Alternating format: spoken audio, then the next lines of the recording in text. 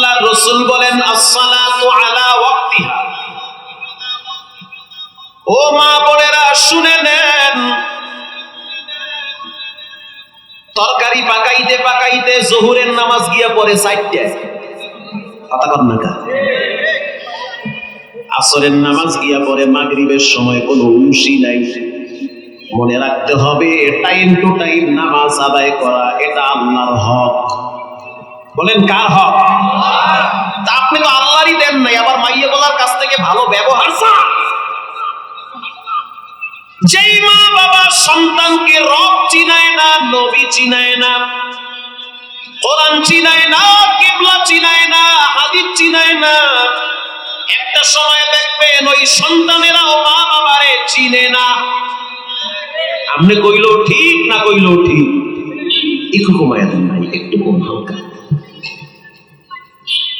ভাইরা আমার, আল্লাহ রাসূল বলেন আসসালাতু আলা ওয়াক্তিহা, টাইম টু টাইম নামাজ আদায় করো, কারণ নামাজ আদায় করলে বিচারের ময়দানে তোমার আমলনামা ডান হাতে দেওয়া হবে। সালাত আদায় করলে কবরের ভিতরে তোমার মাথার কিনারায় নামাজ দাঁড়ায় বলবে, মাটিরে সাবধান, চাপ দিবি না। এ সালাত আদায় করতো, একে চাপ দেওয়া যাবে না। কেউ যদি ইশারের নামাজের পর সূরা মুলুক পড়ে, তা তো শোনায় সোহাগা, পাম্পার লেগে গেছে গা।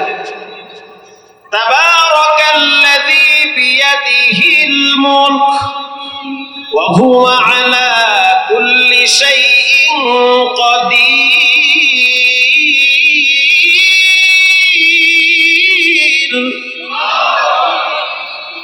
যারা চিৎকার মেরে বলবো আল্লাহু আকবার, তাদের হাত ভালো থাকবে, মৃত্যুর সময় কলেমাটা মুখ থেকে টাস করে বের হয়ে যাবে। এজন্য জবান খুলে বলেন আল্লাহু আকবার। নবীজি বলেছেন, যারা ইশারের পরে সূরা মুলুক পড়বে তাদের কবরে নূরের বাতি জ্বালায় দেওয়া হবে। আরে ভাই, মুলুক পড়লে যদি কবরে বাতি জ্বালায়, এই কোরআন যদি মুসলমানরা নিয়মিত করে আর সংসদে যদি জ্বালাইতে পারে, সারা দেশ কোরআনের আলোতে জ্বলবে। এটা হইনা অনেকের ভালো লাগে না, রাগ করছেন নাকি? রাগ কইরা ঘরে গিয়া 2 থাল পান্তা কাঁচামরিচ 3টা দিয়া চোখ বন্ধ করে খান, দেখবেন রাগ ঠান্ডা হয়ে যাবে। আল্লাহ রাসূল বলেন আসসালাতু আলা ওয়াক্তিহা, আল্লাহর কাছে সবচেয়ে প্রিয় আমল হলো টাইম টু টাইম নামাজ আদায় করা।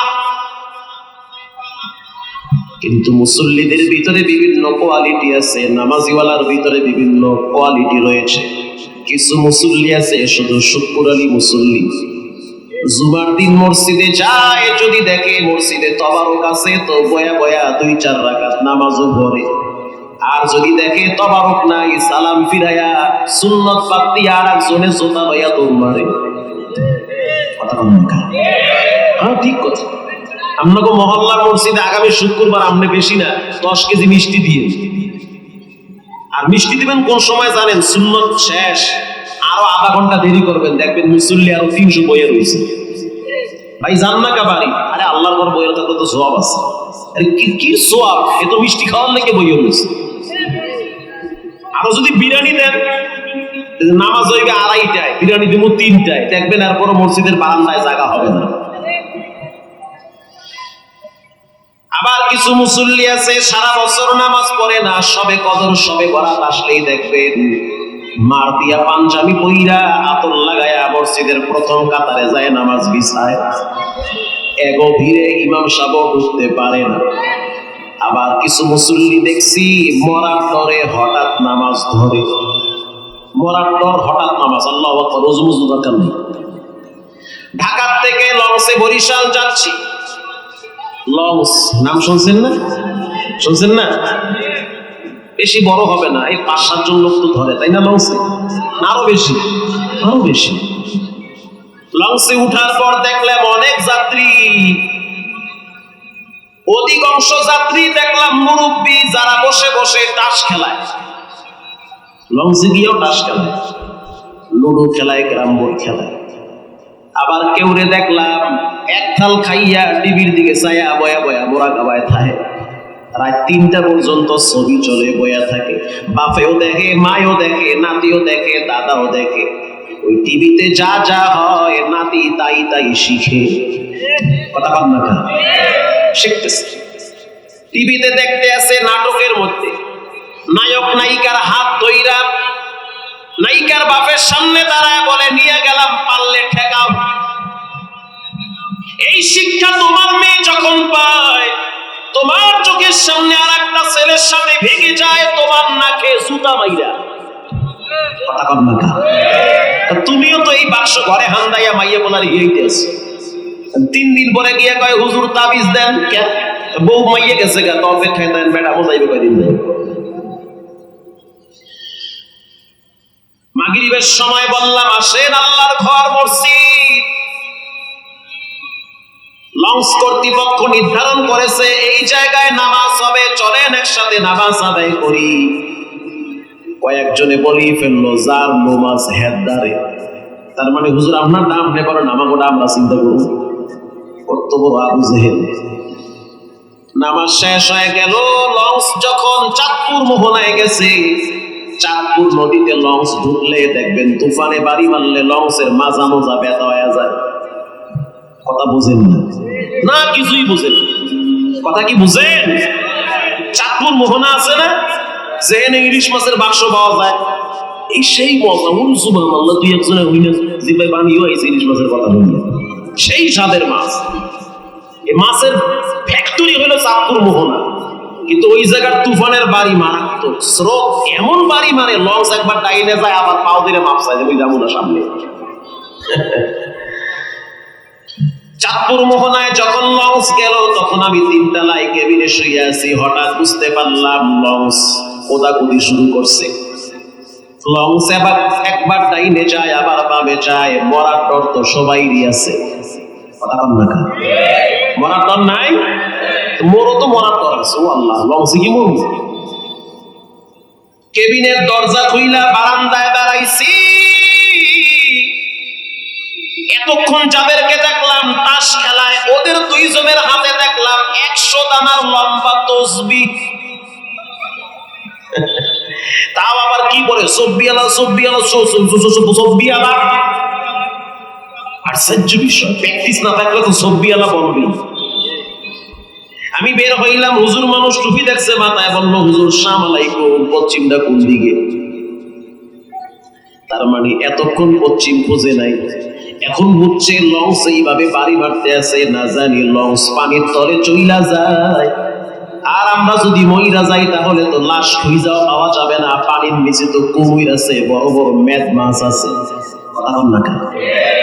এখন কয় হুজুর পশ্চিম কোন দিকে? আমি বললাম এতক্ষণ তাস খেলাইছেন, এখন বেটাইমে পশ্চিম কেন খুঁজেন? তাহাজ্জুদ করবেন? কয় না, নামাজ পড়বো, ইশারের নামাজ। এতক্ষণ কেন পড়েন না?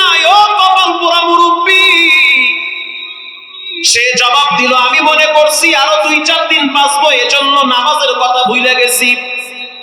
এখন বুঝলাম তুফানে বাড়ি মারছে, মরা বুঝি নাকের ডগায়, মরার ডরে হঠাৎ নামাজ ধরে।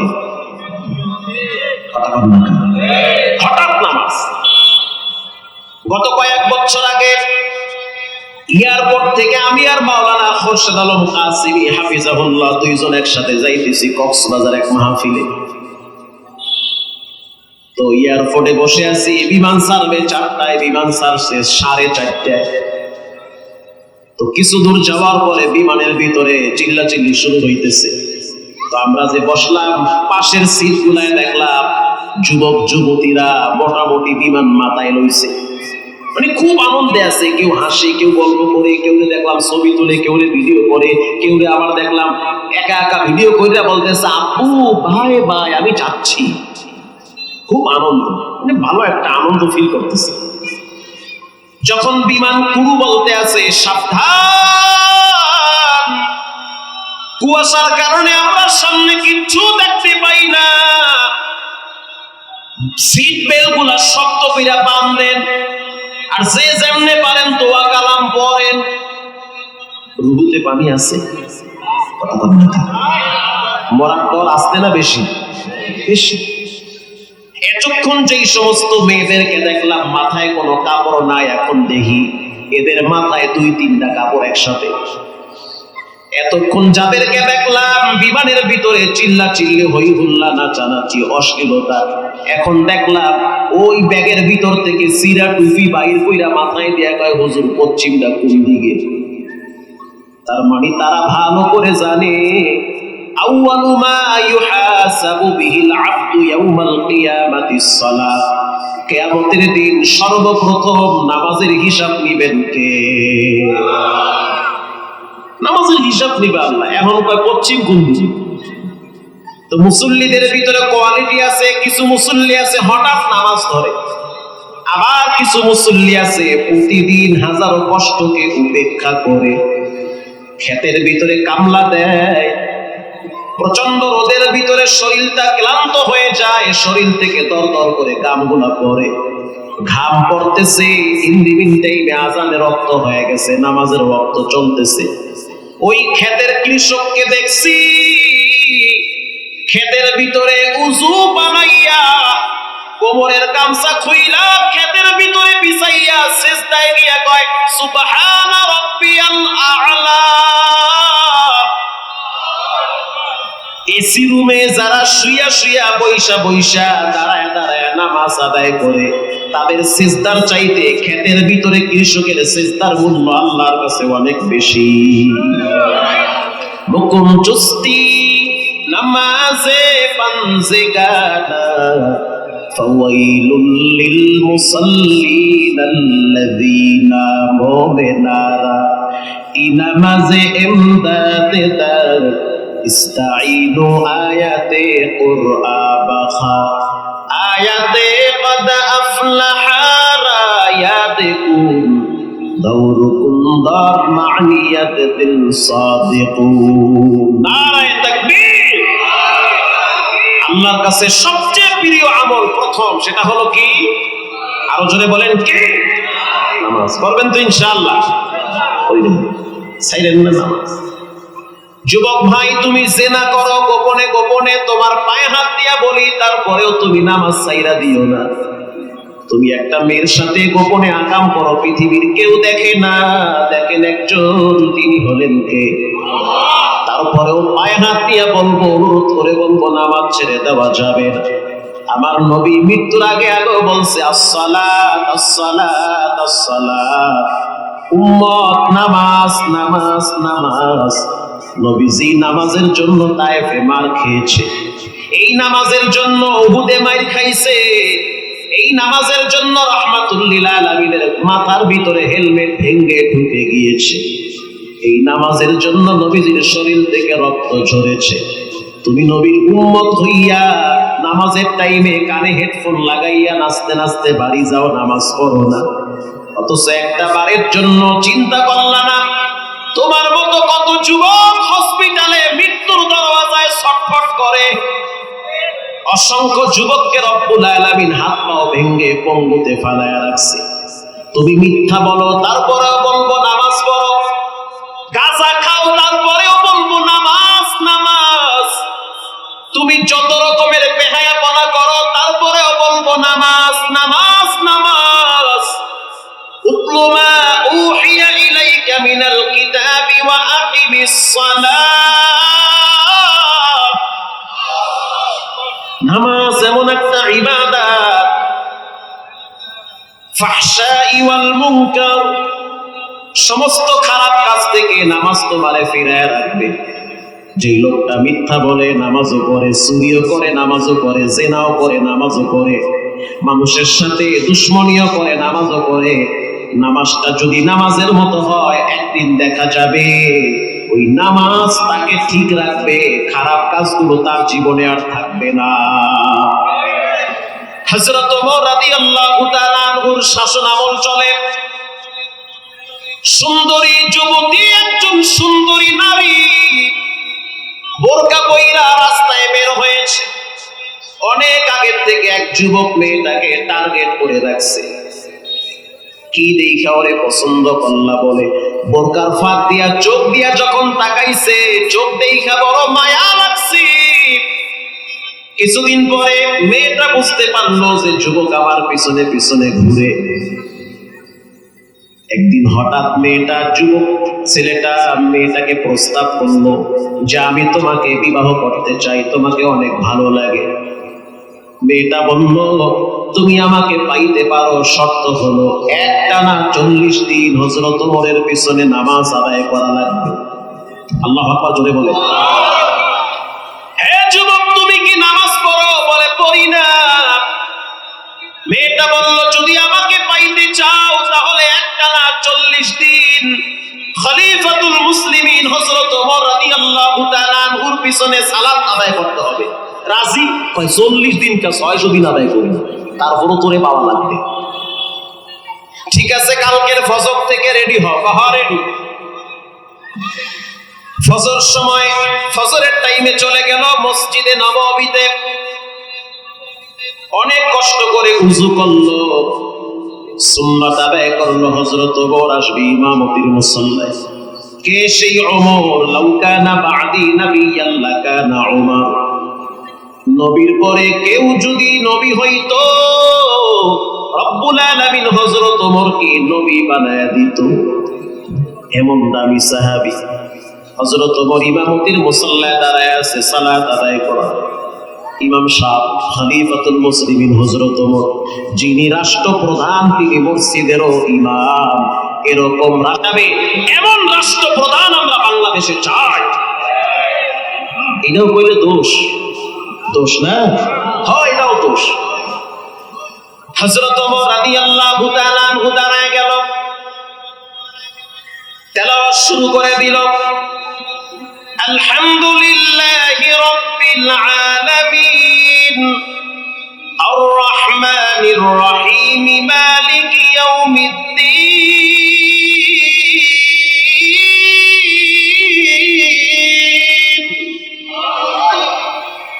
ইয়্যাকা না'বুদু ওয়া ইয়্যাকা নাস্তাঈন ইহদিনাস সিরাতাল মুস্তাকিম সিরাতাল লাযীনা আন'আমতা আলাইহিম গায়রিল মাগদুবি আলাইহিম ওয়ালাদ-দাল্লিন।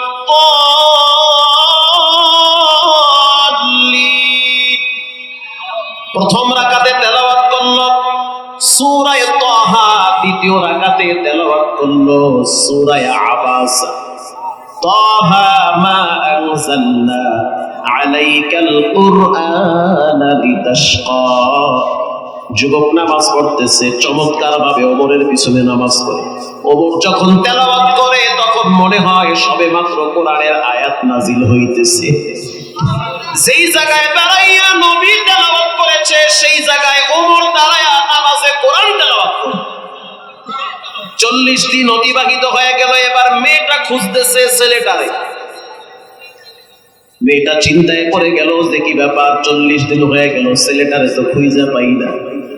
যেই ছেলেটা আমারে না পাইলে দুনিয়ায় বাঁচবে না, ও আমার জন্য বড় আশিক, ও আমার প্রেমে মাতোয়ারা হয়ে গেছে, আমার চোখ দেখা পাগল। সেই ছেলেটারে আজকে পাওয়া যায় না। ঘটনাক্রমে খুঁজতে খুঁজতে একদিন ছেলেটার সাথে সাক্ষাৎ হয়ে গেল। মেয়েটা বলল কি ব্যাপার, তোমারে তো আর দেখি না।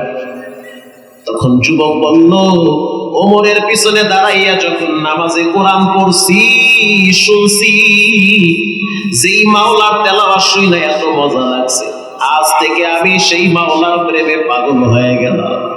আমি একজন জাহান্নামের আসামি, শয়তানের ধোঁকায় আমার জীবনটারে ধ্বংস করে ফেলাইছি। আমি রাতেও গুনাহ করছি, দিনেও গুনাহ করছি। আমার হাতের সাথে পাপ লেগে আছে। পানি খাইতে গেলে পাপ বলে তুই খারাপ, কেন তুমি পানি খাও? পানি বলে আমি নাকি খারাপ। মাটিতে হাঁটলে মনে হয় মাটি আমারে ধিক্কার দেয়। এখন আমি বুঝতে পারলাম একদিন আমার মৃত্যু হয়ে যাবে। আমি তোমার জন্য যতই পাগল হই, আমার মৃত্যুর পরে আমার লাশটা তুমি 2 দিন ঘরে রাখবা না।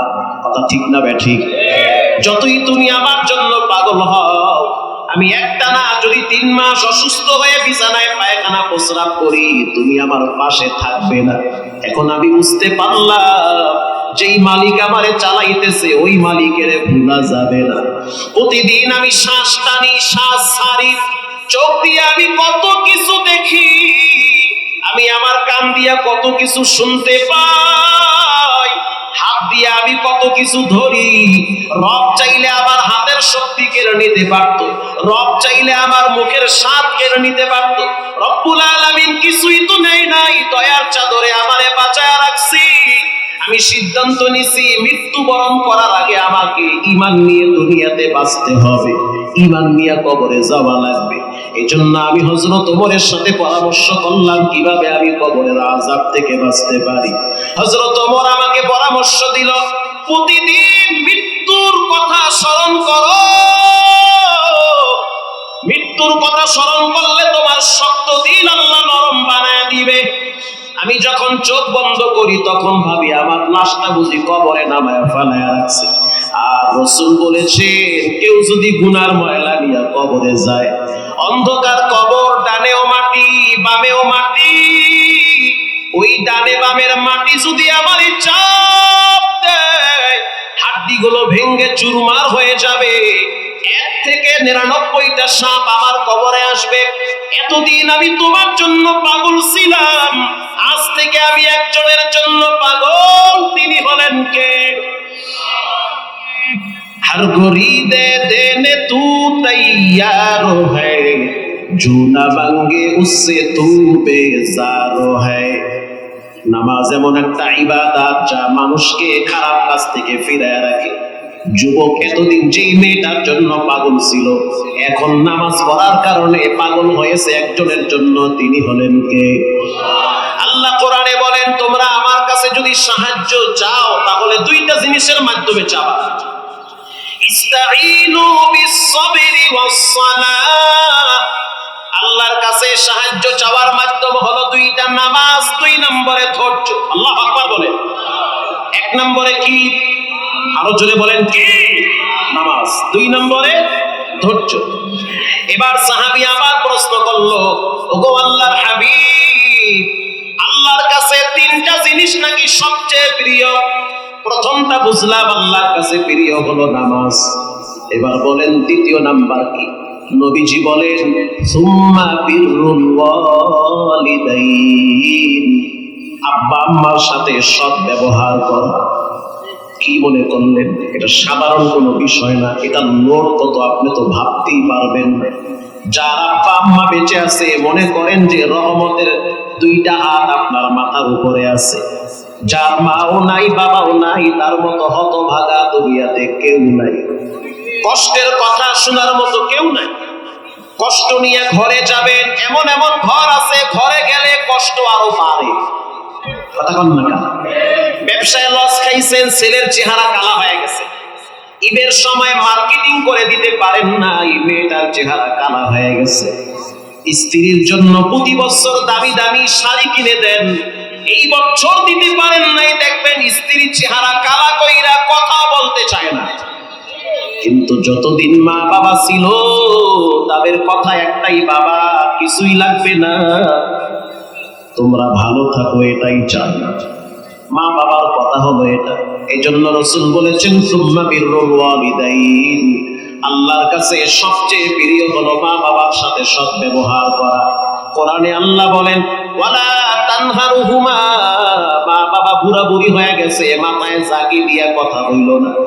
আমার আব্বা অসুস্থ মানুষ, বিছানায় পড়ে আছে, আল্লাহর দরবারে কোটি কোটি শুকরিয়া যে আল্লাহ আমাকে খেদমত করার সুযোগ করে দিয়েছে।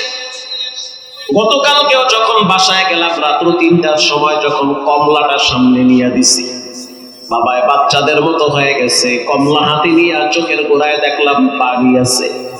আমি বুঝতে পারছি এই পানিটা হলো তৃপ্তির পানি, সন্তানের জন্য দোয়া। আমি তো গর্বের সহিত বলি, বুক ফুলায় বলি, রে যুবক, যতদিন আমার আব্বা আম্মার দোয়া মাথার উপরে থাকবে ততদিন আমার রব আমারে ইজ্জতের চেহারে রাখবে। রিক্সা চালায় খাও, ভ্যান চালায় খাও, জীবনে কোনোদিন মা বাবারে কান্দাবা না। মা বাবা এক অমূল্য সম্পদ, যার আব্বা আম্মা নাই সে বুঝে মা বাবা না থাকা কি ব্যথা। আমার নবী মাঝে মাঝে আবওয়া নামক জায়গায় মায়ের কবরের পাশে দাঁড়ায় দাঁড়ায় বাচ্চাদের মতো কাঁদত। মুআজ ইবনে জাবাল বলেন, হুজুর আপনার চোখে পানি, আপনি নবী, আপনিও কাঁদেন। নবী বলেন, এখানে যেই নারী শুয়ে আছে ইনি হলো আমার মা। আমি এই মহিলাটার পেটে ছিলাম। আমার মা যখন আমারে পেটে নিয়ে উত্তপ্ত গরম বালুর উপরে হাঁটতো, তখন মেঘের খণ্ড আইসা আমার মায়ের মাথার উপরে ছায়া দিত। আমার মা যখন আমারে পেটে নিয়ে রাস্তায় নামতো, মক্কার নারীরা আমার মায়ের শরীর থেকে ঘ্রাণ পাইত। আমার মা যখন কূপের কিনারায় দাঁড়াইতো, কূপের পানি নিচে চলে যেত। যখন আমার মা দাঁড়াইতো, তখন কূপের পানি আল্লাহর কুদরতে মায়ের নাকের গোড়ায় চলে আসতো। আমার মা বড় দামি মা। আমার মায়ের জীবনে বিন্দু পরিমাণ কোনো কলঙ্কের দাগ নাই। আমার মায়ের নাম আমেনা। আমারে কোলে নিয়ে মক্কার অলিতে গলিতে ঘুরেছে। যখন আমি ছোট ছিলাম, খেলাধুলা বাচ্চারা করতো, আমি বৈশা বৈশা খেলা দেখতাম। নবী কখনোই খেলাধুলায় লিপ্ত থাকতো না। বাচ্চারা খেলাইতো, নবী বসে বসে তাকায়া তাকায়া দেখ। সন্ধ্যার টাইম যখন হয়ে যেত, বাচ্চাগুলার মা আইসা বাচ্চারে কোলে নিয়া, বাচ্চার বাবা আইসা বাচ্চারে কোলে নিয়া বাড়ির দিকে যাইতে। আমিনা তখন তাকায়া দেখে, আবার তো আব্বা নাই। আল্লাহর হাবিব তাকায়া দেখে, আবার তো দুনিয়াতে বাবা নাই। যদি আজকে আমার আব্বায় থাকতো, তাহলে আমি আমার আব্বার কোলে উঠতাম। একটু পরে আমিনা আইসা নবীজির কোলে নিয়া কপালে চুমা দিয়া বলে, মুহাম্মদ, কাঁদবা না, আমি তোমার মা, তোমার পাশে আছি। আমি আমার মায়ের আদর স্নেহে বাবার কষ্ট ভুলে যেতাম। আল্লাহ বলেন, ও নবী আপনি জানায় দেন, ক্বালাহুমা জান্নাতুকা ওয়া নারুকা, তোমার মা বাবা তোমার জন্য জান্নাত, তোমার মা বাবা তোমার জন্য জাহান্নাম। মা বাবার সাথে সম্পর্ক ভালো তো কপাল খুলে যাবে, মা বাবার সাথে সম্পর্ক খারাপ তো কসম খোদার লেখা রাখো কাবার ইমাম হইল কোনো লাভ হবে না। কত টুপিওয়ালার কথা শুনি, মা বাবার সাথে সম্পর্ক খারাপ, বইয়ের কথা মতো চলে, মা বাবাকে দেখতে পারে না। মা বাবাকে যেই পরিমাণ মূল্যায়ন করার কথা ওই পরিমাণ মূল্যায়ন করে না। এখানে এমনও যুবক থাকতে পারেন, স্ত্রীর সামনে কথা বলে আস্তে আওয়াজে, আর মায়ের সামনে কথা বলে জোরে আওয়াজে। স্ত্রী যদি এক কথা 3 বার বলে, ধমক দিয়া বলতে পারে না, চুপ করো, বারবার একই কথা বলবা না। কিন্তু মা যদি এক কথা 3 বার বলে, ফট করে ধমক দিয়া ফেলায়, বারবার এমন কথা কেন বলো? কথা ঠিক না ঠিক? আল্লাহ বলেন, ওয়ালা তানহারুহুমা, মাথায় ঝাঁকি দিবা না, ওয়া কুল্লাহুমা কাওলান কারীমা, শক্ত ভাষায় কথা বলবা না, কাওলান লাতীফা কাওলান জামিলা। ওরে আল্লাহর কথা কি দামি কথা, মায়ের সামনে নরম ভাষায় কথা বলো, গরম ভাষায় কথা বইল না। বাংলাদেশের একজন এসপির খবর আমি জানি, বর্তমান রানিং এসপি, নাম বললে চিনবেন, এলাকার নাম বলা যাবে না। তো আমি তো নিজের চোখে দেখছি, এসপি সাহেবের বাবা বৃদ্ধ অসুস্থ বিছানায় পড়ে গেছে। ভাই আমাদের এলাকায় যখন তিনি ছুটিতে আসতো, যেই কয়েকদিন থাকতো বাবার খেদমত করত। শীতের ভিতরে এসপি সাহেব নিজে বাবার পায়খানা প্রস্রাবের খাতা পুকুরে গিয়া সাফ করত। স্ত্রীকে বলতো, তোমার সাফ করা লাগবে না, যেহেতু আমার আব্বা, দায়িত্ব হলো আমার বেশি। কথা ঠিক না ঠিক? যখন ছুটি থেকে বাড়ি থেকে যখন তার অফিসে যাইতো, যাওয়ার সময় তার বাবার পায়ে চুমা দিয়া যাইতো, আর বলতেছে, এটা আমার আব্বার পা না, এটা হলো জান্নাতের পা। আমি যতই ব্যস্ত থাকি, আমি মনে করি বাবার দোয়া আছে বিদায় তো আজকে আমাকে ইজ্জতে আল্লাহ রাখছে। এই জন্য পায়ে হাত দিয়া বলি, অনুরোধ করে বলি, মা বাবার সাথে বেয়াদবি করবা না। মা বাবা বুড়া বুড়ি হয়ে গেলে তাদের মেজাজ গরম হয়ে যায়, এক কথা 10 বার মায় বলবে। সন্তান তুমি রাগ করবা না, মেজাজ গরম করবা না। মাঝে মাঝে বাবারে পকেট খরচ দাও, কারণ তোমারও তো পকেট খরচ তোমার আব্বাই দিত। এখন তোমার আব্বা বুড়া হয়ে গেছে, তার চোখের পানি তো তুমি দেখো না।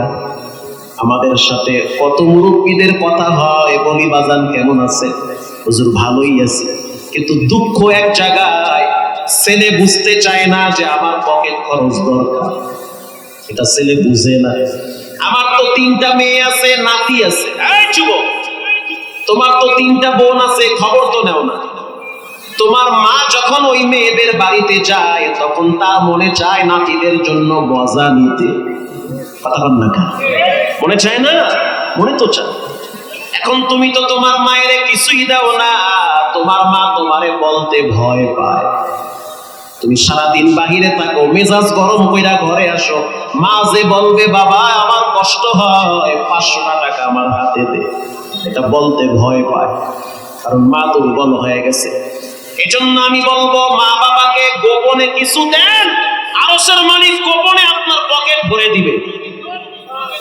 কোরআনে আল্লাহ বলেন, ইয়াসআলুনাকা মাযা ইউনফিকুন কুল মা আনফাকতুম মিন খায়রিন ফালিল ওয়ালিদাইনি ওয়াল আকরাবিন।